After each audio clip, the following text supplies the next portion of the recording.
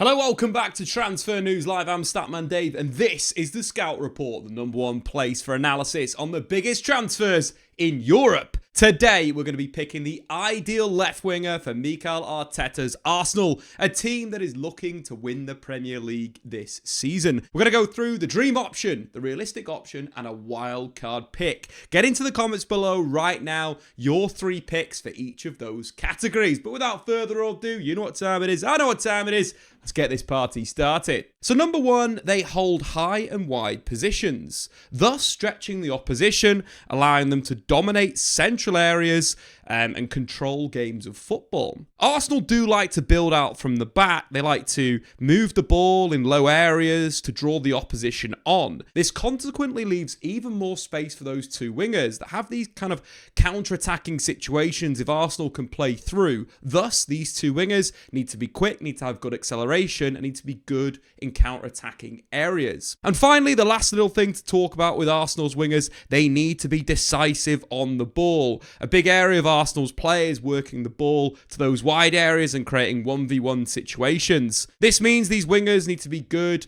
at not only cutting into their stronger foot and crossing, but also being able to go on the outside and delivering low crosses or cutbacks into the penalty area. And finally, of course, they need to be able to cut in and shoot. A big part of Arteta's game plan is those wingers making things happen in the final third. But in terms of focusing on the left wing area, something we're going to look at today, from that side, you'd probably say that player needs to be more of a finisher. With Arsenal's build-up being dominated by this, right-sided triangle of Odegaard, Yuri Timber or Ben White, and Bukayo Saka, that's where a lot of the possession is, which means that this player on the far side, the winger that plays on the left, needs to be a good finisher. That is very, very important in terms of finishing with his feet, finishing with his head, basically being that player that can get on the back post after Arsenal have had a consistent area of possession play on that right wing. So now we understand a little bit more of what this player needs to be for Arsenal Football Club. Let's take a look at the options, starting with the dream transfer. The dream signing for Arsenal on the left wing is Rodrygo.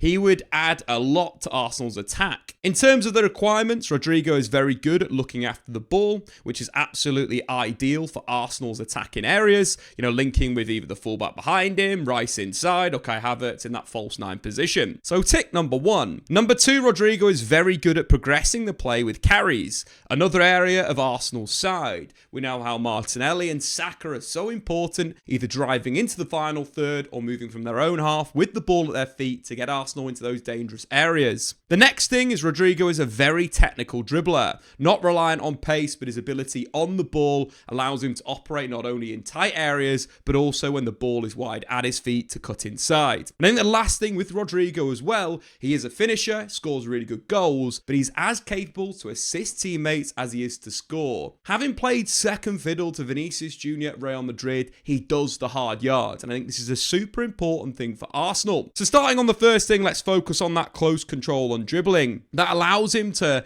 create things out of nothing, knowing that there's players that are going to come in, be super aggressive with him, and he's got that ability to slip past them with a quick bit of footwork to open up opportunities. Take this example against RB Salzburg in the Champions League. Rodrigo in a classic winger position. His first touch is very good. It allows him to instantly commit the defender. His orientation is really good here, and it draws the midfielder over to double up on Rodrigo, thus creating space for that pass inside to Jude Bellingham, who receives with a lovely little back heel, finds Rodrigo in the penalty area, and that finish is absolutely world class. And that's something that's super important for Arsenal, is linking with those 8s inside. We mentioned that Rodrigo is good at retaining possession in the final third, but it's even more important when Arsenal kind of, build into their attacking structure, with Lewis Skelly moving into that central midfield area, Gabriel giving it a little bit more width. But that kind of pass inside to open up the 1-2 opportunity is super important for Arsenal. And having the finisher on the left-hand side is perfect for Arteta wants. The next reason why Rodrigo would be perfect for Arsenal is he's an extremely versatile player. I mentioned previously that he did the hard yards for Vinicius Jr. at Real Madrid, but he's also super comfortable in all areas of the pitch. That being playing in the inside left channel. He's a player that's really good in these areas. We mentioned his dribbling before, but very comfortable taking the ball on in those areas to create opportunities for his teammates. He's comfortable playing inside right as well, but also on the right wing. This is super important for Arsenal, having lost so many players last season through injury. Having Rodrygo that can play left wing, left 10, right 10, and right wing in their attacking structure could open up loads of different combinations. So going back to him playing in the inside left channel, this could be created by either Declan Rice moving into that wide area, or more likely Lewis Skelly pulling into that zone, allowing Rodrigo to be a dangerous threat in between the lines. What I like about Rodrigo is not only does he have that really good close control when receiving the pass, instantly setting himself to drive the opposition, but I tell you what, he's very good at finishing off both feet. Take this example against Rayo Vallecano. We've got Rodrigo highlighted a narrow position with Fran Garcia holding the width on the left. Not only has he got that ability to receive and make things happen in these types of areas, but he's also on the move constantly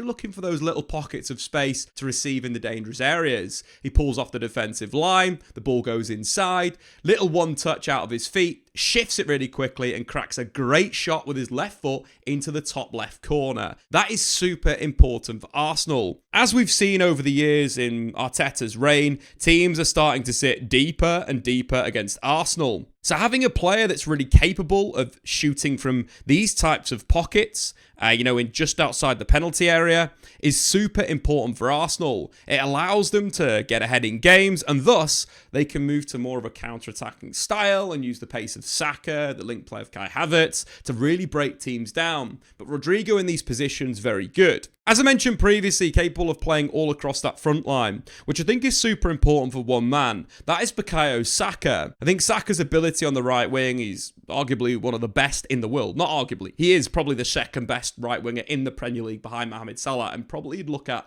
the world as well. But when we look at this type of area for Arsenal, Saka's position could be an interesting one for Arteta to maybe toy with next, in a sense of playing him in the inside channel. We all know Saka has a similar ability to create little bits of space and get shots away. This could be opened up by maybe the right back pulling into a higher area on the wing, with Odegaard dropping deeper to create more of a 2-3-1 structure. Before Rodrygo, we could also see maybe Rodrigo playing on that right wing, shifting Saka into maybe a number 10 area. You could potentially create this shape either by, someone like maybe Declan Rice playing a little bit higher and Odegaard sitting deeper, or maybe playing Odegaard as a kind of left-footed attacker on that side. I quite like the idea of creating this structure. And I think the big thing with Rodrigo is he's done it from the right wing. He's a player that's very good at chopping in onto that right foot and then getting shots away. He had to do it for so long at Real Madrid, with Vinicius Jr. being the starter on the left, and really became a weapon for Real Madrid. And of course, he's got real quality on the left, but he's also got quality on the right. Take this goal against Atletico Madrid. Tactically, this is perfect for what Arteta wants. He wants a player to hold the width in the final third, but also threaten him behind. And we see that in this goal. Camavinga working the ball out wide to Valverde. Rodrigo makes a double movement. He's arguably a little bit kind of, I'm not really involved in the play here. He's feigning that he's kind of flat. But that, in a moment's notice, changes. He spins in behind the defence. The fullback has already moved over. The space created in behind. The ball from Valverde is sensational. And of course, Rodrigo does the rest. Cuts inside onto that left foot and curls it into the far corner. I think that ability to finish off both feet would be a humongous asset for Arsenal, given that Arteta could play him in a whole load of attacking positions. And I think the last reason why this is such a perfect signing for Arsenal is he would come to Arsenal. And Real Madrid have history in undervaluing players. Think Ian Robin, Gonzalo Higuain, Mesut Ozil, or even Martin Odegaard. Rodrigo could be the next on a long list of players that Real Madrid have let go too early. When you consider his goals plus his assists per 90 on the right wing is 0.56, which is already elite. But then when he's played on the left wing, that shoots up to 0.69 per 90. These are serious numbers for a left winger, and Rodrigo would be absolutely perfect for Arsenal. So, is our dream signing for Arteta this summer. But Rodrigo could cost anything between 80 to 100 million, and Arsenal still don't have a centre forward, so they could look for a cheaper option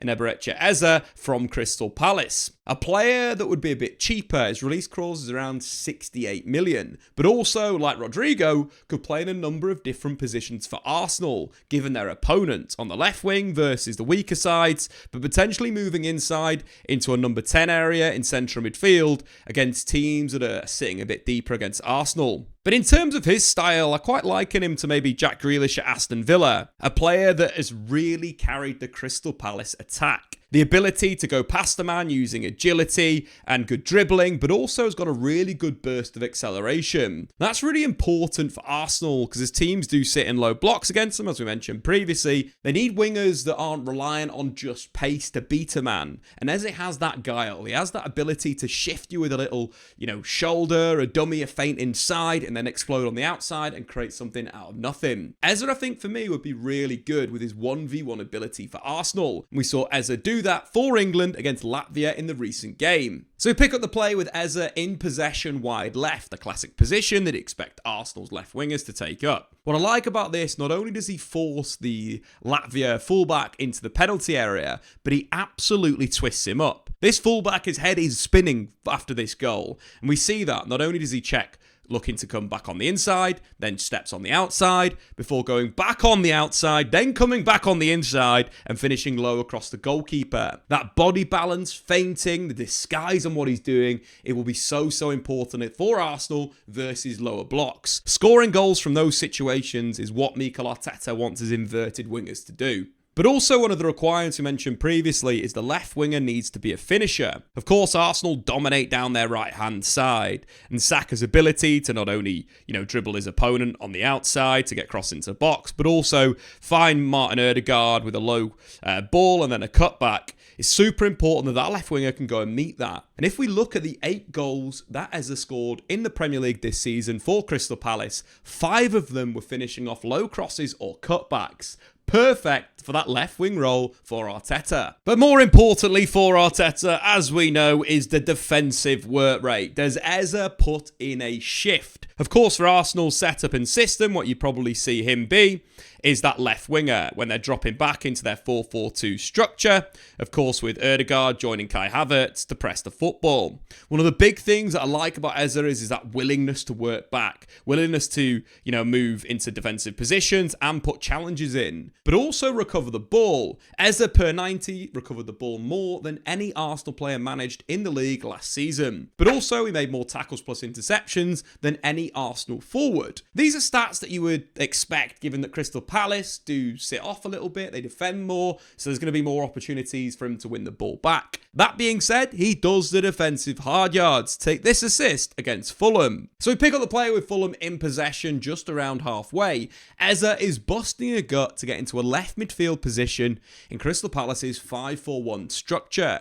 Not only is he making massive effort to drop back into a deeper area, but he has the tenacity to win tackles. Super important for Arteta's wingers. Win the ball back, start counter-attacking. Not only does Eze have that tenacity, but he's got the real quality to see moments like this. The little dink and then the header past the fullback is superb. Of course, the fullback is bailed out by Joachim Andersen's good tackle. But Eze isn't that type of player that's just going to stop, going to get frustrated, going to sulk after one of his attacking moves is broken down. He's going to think, what's next? And as Crystal Palace intercept the ball in midfield, he is straight away spinning in behind the defence. Another key thing we mentioned previously is having that option on the counter-attack to run in behind defences, crucial for Arteta's wingers. So as the ball gets played through, Eze is pretty free.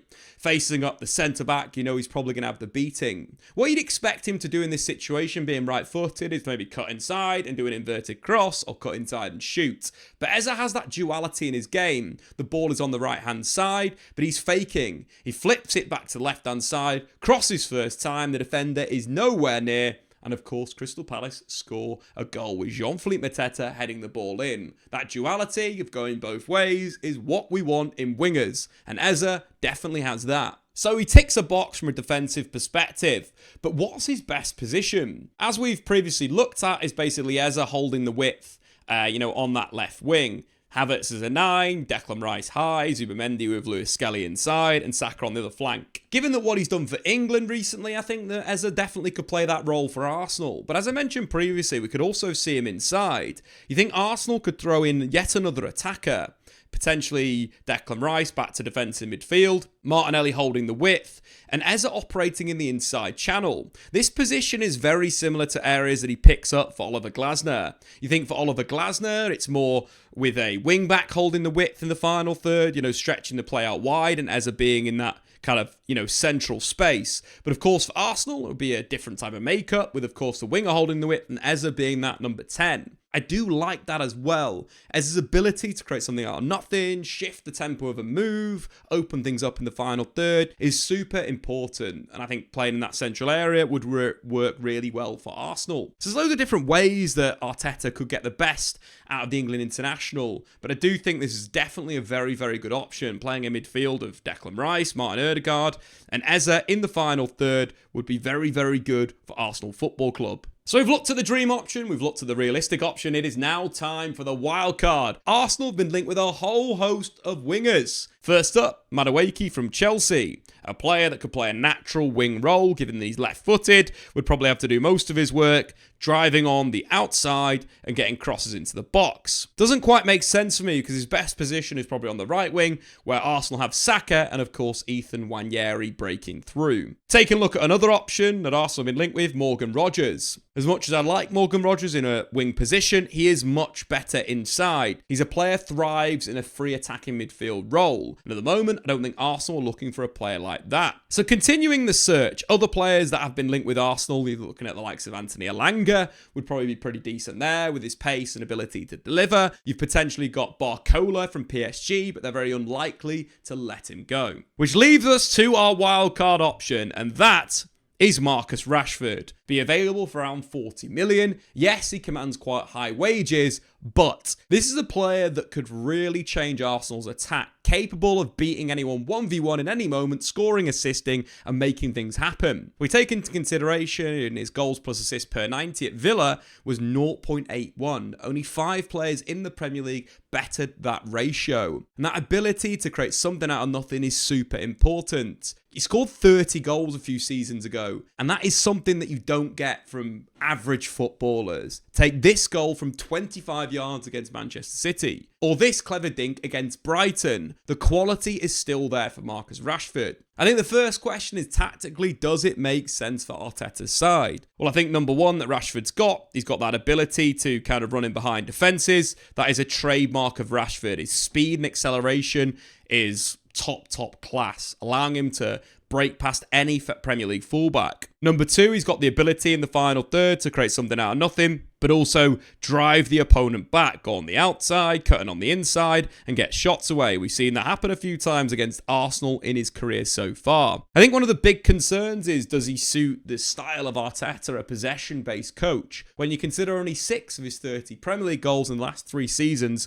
have come on the counter-attack versus, let's say, Mohamed Salah, who's around 24%, Rashford's at 20%. I think he's absolutely perfect for a possession-based system. But due to his blistering speed and acceleration, he's still super effective against low blocks. Take this against PSG in the Champions League this season. We pick up the play with Rashford in possession on the right wing following a corner. First up, he's closed down by Fabian Ruiz, probably one of the best central midfielders in Europe last season. And he embarrasses him, stands him up, nutmegs him, and he beats him easy. His next opponent was going to be Vitinha, probably the best defensive midfielder in Europe last season. He feigns to go inside on his left foot before cutting back on the outside onto his right, gets to the byline, cuts the ball back, and Konsa finds the finish. That explosive pace and ability 1v1 would be well used in Arteta's system and style. Marcus Rashford for 40 million quid for Arsenal right now makes sense as a wild card option. In conclusion, the dream option for Arsenal this summer on the left wing is Rodrygo, the realistic option Eze, and the wild card Marcus Rashford. Get into the comments below, who do you think